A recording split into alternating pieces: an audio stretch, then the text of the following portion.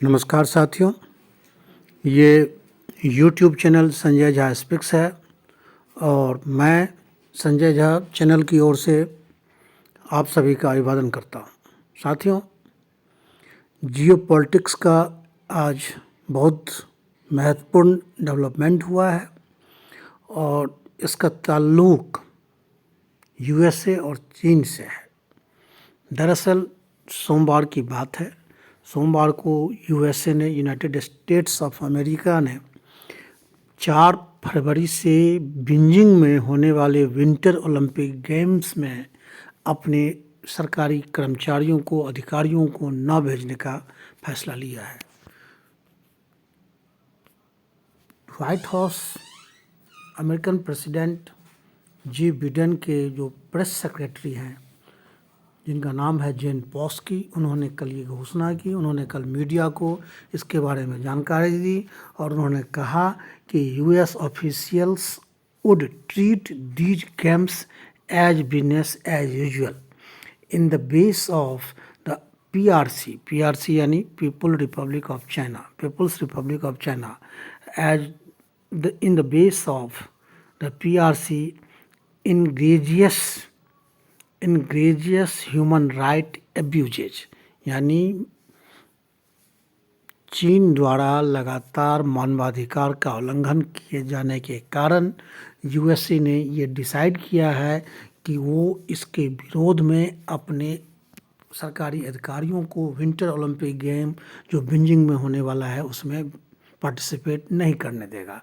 बेशक उन्होंने ये भी कहा कि बेशक अमेरिकन एथलीट, अमेरिका के खिलाड़ी अगर जाना चाहें, वहाँ भाग लेना चाहें तो वो जा सकते हैं और उनको अमेरिका पूरा मोरल सपोर्ट देगा। दोस्तों, इस बात की संभावना बहुत पहले से जताई जा रही थी। लगभग 1 साल पहले से ये था कि अमेरिका ऐसा डिसीजन ले सकता है। और दोस्तों, सिर्फ अमेरिका ही नहीं, अमेरिका की देखा देखी न्यूजीलैंड ने भी अपने ऑफिशियल्स को इस ओलंपिक में भाग लेने पर रोक लगा दी है। न्यूजीलैंड के प्रधानमंत्री ने कहा है कि उनकी टीम, उनके देश की खिलाड़ियों की टीम ज़रूर उस में पार्टिसिपेट करेगी, लेकिन they are not allowing their officials to go there.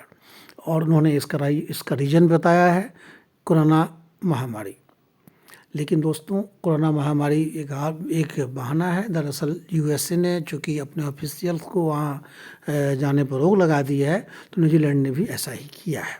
और दोस्तों, सिर्फ न्यूजीलैंड ही नहीं, अब जो है ऑस्ट्रेलिया, कनाडा और जापान, इन तीनों देश के जो टॉप 6 ऑफिशियल्स हैं, वो आपस में डिसाइड कर रहे हैं, आपस में वो बातचीत कर रहे हैं कि क्या हम इस पे क्या कर सकते हैं। और बहुत ज़्यादा संभावना इस बात की है कि USA के बाद और न्यूजीलैंड के बाद अब जापान, कनाडा और ऑस्ट्रेलिया भी इसी तरह से वहाँ अपने ऑफिशियल्स को, यानी बीजिंग ओलंपिक में अपने ऑफिशियल्स को भेजने से मना कर देंगे। और इस तरह से बहुत जल्दी यूके यानी यूनाइटेड किंगडम भी ऐसा डिसीजन ले सकता है। BBC की रिपोर्ट के हिसाब से, BBC ने अपनी रिपोर्ट दी है कि देखिए, BBC का स्क्रीनशॉट है और उसमें उन्होंने यही कहा है कि US डिप्लोमेट्स टू बैकआउट 2022 यानी 22 बीजिंग विंटर ओलंपिक्स। और इसमें उन्होंने ये भी लिखा है कि UK के एक टॉप सोर्स ने उनसे कहा है, बीजिंग के कॉरेस्पॉन्डेंट से कहा है कि UK भी इस ओलंपिक में अपने ऑफिशियल्स नहीं भेजेंगे, ये लगभग तय है।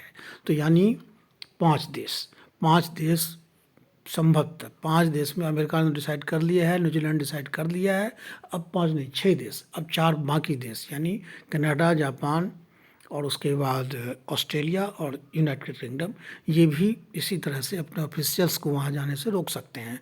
और संभव है कि NATO के जो बाकी कंट्री हैं, NATO के जो मेंबर्स हैं, जो अमेरिका के दोस्त देश हैं, वो भी शायद ऐसा ही करें। तो दोस्तों, ये चीन के लिए बहुत बड़ा चैलेंज हो गया है। चीन को लग रहा है कि ये उसके साथ एक तरह से दूसरे चीज़ों के बहाने, मानवाधिकार की आड़ में उसके साथ जो पुराने विवाद हैं USA को, उसको वो जो है सतह पर ला रहा है। अब दोस्तों, जैसा कि आप जानते हैं कि USA का चीन के साथ ताइवान को लेकर के इश्यू चल रहे हैं। चीन ताइवान को अपना इंटीग्रल पार्ट मानता है और यूएसए कहता है कि नहीं, ताइवान अगर अपनी मर्जी से चाहे तो तुम्हारे साथ मिल सकता है, लेकिन तुम अगर बल प्रयोग, तुम यानी चीन अगर बल प्रयोग से ऐसा करना चाहेगा तो यूएसए उसका मुंहतोड़ जवाब देगा। तो ये जो टेंशन है, और एक टेंशन तो आपका ताइवान को लेकर है और दूसरा साउथ चाइना सी को लेकर के है, क्योंकि यूएसए पूरी चीन जो है पूरी साउथ चाइना सी पर पूरा कंट्रोल चाहता है। अगर ऐसा होता है तो पैसिफिक रीजन से इंडियन ओशन के तरफ आने वाले जो मार्ग हैं उस पर चीन का अधिकार हो जाएगा, और इस तरह से जो 40% जो व्यापार इसी रास्ते से होता है और उस पर चीन का अधिकार हो जाएगा, और ये अमेरिका के लिए बहुत बड़ा सेटबैक होगा, अमेरिका और उसके दोस्तों के लिए। तो ये जो टेंशन है, ये जो विवाद है, अब उस विवाद को लेकर के ये नए नए जो विवाद खड़े हो रहे हैं उसी के कारण। अब दोस्तों, अगर ऐसा होता है तो निश्चित रूप से दुनिया में कोल्ड वार बढ़ेगी। जैसा कि रूस और अमेरिका एक समय में आमने सामने हो गया था और प्रतीकों के माध्यम से एक दूसरे को नीचा दिखाने का प्रयास करते रहा था, वही हाल अब चीन और अमेरिका के बीच में हो रहा है। और दोस्तों, अब देखिए, जैसा कि यूएसए ने सोमवार को डिसीजन लिया और अब मंगलवार को चीन ने इस पर बहुत कड़ा रिएक्शन दिया। चीन के विदेश मंत्रालय के जो प्रवक्ता हैं झाओ लिजियांग, उन्होंने डेली रूटीन ब्रीफ में मीडिया को कहा कि अगर यूनाइटेड स्टेट ऐसा कोई डिसीजन लेता है, ऐसा कुछ करता है, तो it will pay for the practices, उसको इसका परिणाम भुगतना पड़ेगा। झाओ ने ये भी कहा कि द बैकआउट, यानी जो बैकआउट का डिसीजन लिया गया है, the backout seriously violates the principle of political neutrality of sports established by the Olympic charter. उनका कहना है कि ओलंपिक चार्टर के से जो इस्टेब्लिश किया गया है कि हम स्पोर्ट्स को पॉलिटिकल ये से बाहर रखेंगे, वो उसका वायलेशन है। और झाओ लिजियांग ने ये भी कहा है कि अगर ऐसा लग रहा है कि यूएसए ऐसा करके चीन को नीचा दिखाना चाह रहा है, तो ये संभव नहीं है। यूएसए को इसका रिएक्शन के लिए, इसके फॉलोअप के लिए तैयार रहना चाहिए। और साथ में उसने ये भी कहा है कि यूएस का एक एक्ट जो है, जो ओलंपिक का मोटो है बोर यूनाइटेड, उसका भी उल्लंघन है। तो दोस्तों, ये तो हो गई डिप्लोमेटिक वे की बात। चीन ने यह भी कहा है कि अगर कुछ देशों के अधिकारी उस गेम में नहीं आएंगे तो ऐसा नहीं है कि ओलंपिक नहीं होगा, ओलंपिक होगा और पूरी सफलता के साथ आयोजित होगा। अब दोस्तों, ये सवाल उठता है कि क्या ये विवाद यहीं ख़त्म होगा? चीन ने, यूएस ने मना कर दिया वहाँ जाने से, और यूएस के साथ साथ 2-4 और देश के अधिकारी वहाँ नहीं जाएंगे, तो क्या उस चीन में होने वाले ओलंपिक गेम्स का क्या वो सफल नहीं होगा? जबकि आप अच्छी तरह समझ रहे हैं कि अमेरिका ने सिर्फ अपने ऑफिशियल्स को वहाँ जाने से मना किया है।